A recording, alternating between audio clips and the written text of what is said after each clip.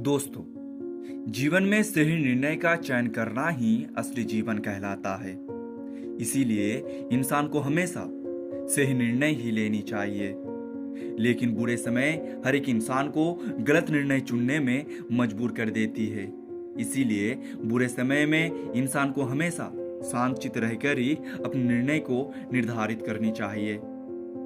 गौतम बुद्ध की इस कहानी से ये विचार स्पष्ट रूप से व्यक्त होते हैं। बहुत पहले की बात है, एक गरीब इंसान अपनी गरीबी से बहुत परेशान हो गया था। अपनी गरीबी के कारण उसका अपने परिवार का पालन पोषण करना बहुत ही कठिन हो गया था।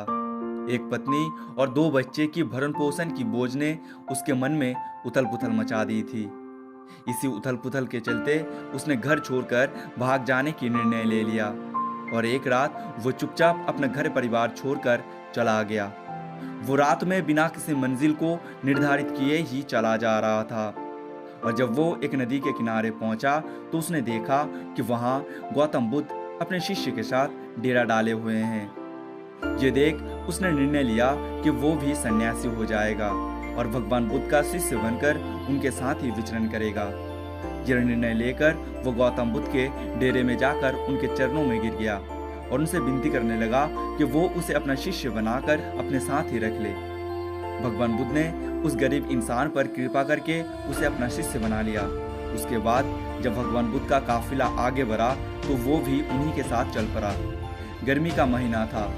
गौतम बुद्ध का काफिला चलता ही जा रहा था और जब वो एक जंगल में पहुंचे तो सभी लोग एक पेड़ के नीचे विश्राम करने के लिए रुक गए।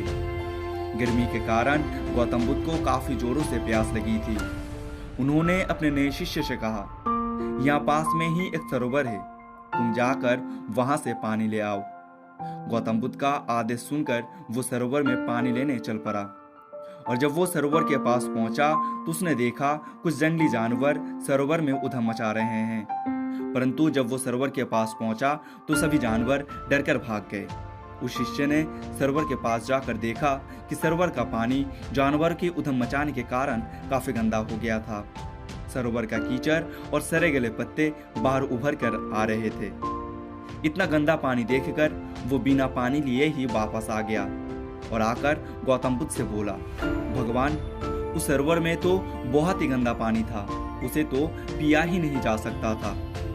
शिष्य की बातें सुनकर गौतम बुद्ध कुछ देर तक कुछ नहीं बोले। फिर कुछ समय बीत जाने के बाद फिर से उनसे कहा, जाओ, जाकर उसी सरोवर से पानी ले आओ। गौतम बुद्ध का आदेश सुनकर वो शिष्य पानी लेने फिर से चल पड़ा, परंतु मन में यही सोचता जा रहा था कि गौतम बुद्ध इतने गंदे पानी पिएंगे कैसे। और जब वो चलता हुआ सरोवर के पास पहुंचा तो ये देखकर हैरान हो जाता है कि सरोवर का पानी निर्मल और स्वच्छ हो गया है। वो पानी लेकर गौतम बुद्ध के पास आता है और उनसे ये प्रश्न करता है कि थोड़ी ही देर में सरोवर का पानी इतना साफ कैसे हो गया।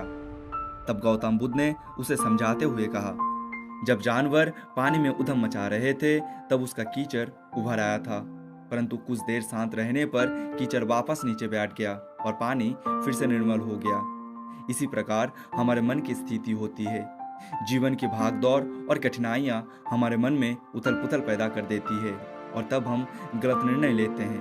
परंतु कोई भी निर्णय लेने से पहले अगर हम अपने मन को शांत रखें और धीरज पूर्वक बैठकर सोचें तो हमारे मन की वो उथल पुथल पानी भी कीचड़ की तरह नीचे बैठ जाती है।